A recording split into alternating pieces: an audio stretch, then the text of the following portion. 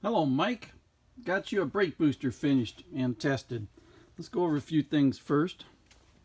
This is the vacuum diaphragm that came out of your booster. It's completely shot. Those lips are supposed to be splayed out. When I say lips, I mean this lip right here is supposed to be splayed out, not straight, so that means it's not going to do any good catching vacuum. Got your brackets, got the other fittings here, and this is where your brake light switch screws in. This was done years ago, installed years ago, because this is the old style brake light switch, and they did it incorrectly. This is a pipe thread, and you're only supposed to screw this into this fitting just until it seals and it does not leak brake fluid. And you generally can even do it by hand or just with a last little quarter turn with a wrench. Anyway, this, and you're supposed to have threads showing down here. So whoever did this did it wrong. They crammed it in here, and when you replace this brake light switch, you may be able to just screw it in and everything's be okay.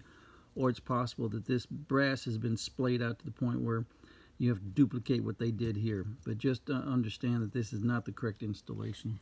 Got your brackets plated and painted. And over here to the booster, we have this air filter assembly has been rebuilt and anodized as per original. Let's see what else we're going to... Okay, what we're looking at here, this is your check valve that's been rebuilt. And this is these are the brake lines. This is the brake in. This would be from your master cylinder. And this is the brake out to the wheel cylinders.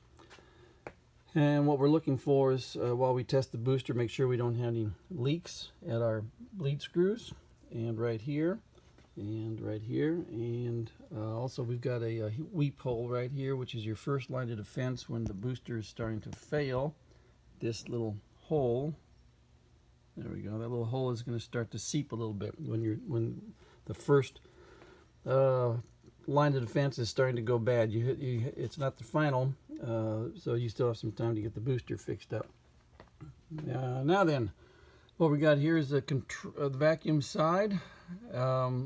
Both gauges are going to read. Morning, Steve. How you doing? Morning. Both gauges are going to go up and read whatever vacuum my vacuum pump can supply. And then as the booster is activated, this gauge is going to go to 0 as soon as the booster is fully activated, and you'll see that in action. Over here, the hydraulic side, this is for the input, and both these gauges are tied together. So this gauge goes up, maxes out, and this gauge goes and reads final input pressure, which is a function of my master cylinder. Output.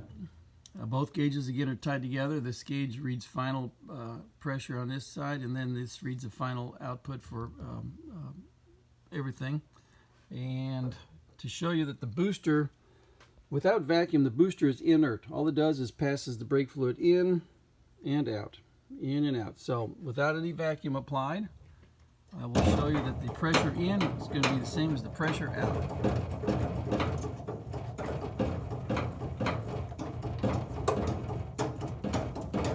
Up to 350, 350 in, 350 out, 350 out. Now do the same thing with vacuum.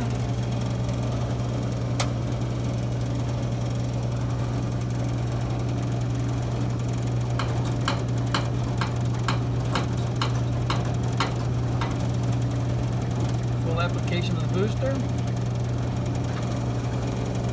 Nice recovery.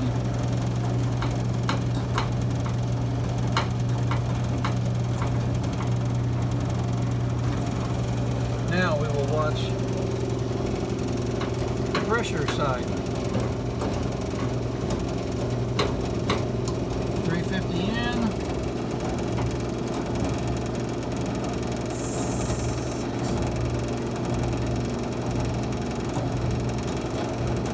Okay, almost 700 out. No.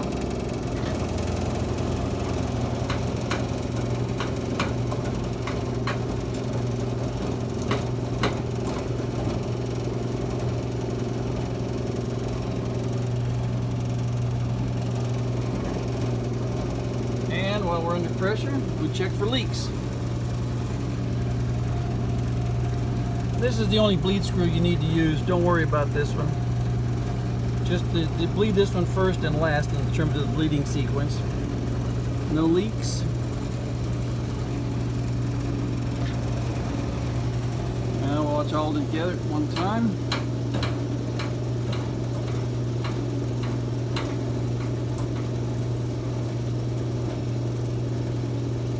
There we go. Got you a good booster, Mike. Thank you for sending it to me. Oh, by the way, this gauge right here that goes to 0 when the booster is applied, that ties into this hose right here, goes all the way around here, and goes into this test port. And this test port is something that you can use. No, you didn't see that. Okay, let's do that again. All right, this test port is something that you can use to test your own booster. All you have to do is put the booster in the car, put a vacuum gauge on the booster right here, and have the engine running, and then apply the brakes. And the more you apply the brakes, the more the vacuum gauge will go to 0, just to show you that your booster is working properly. So this is a test port that you can use when the booster is in your car. Thank you very much.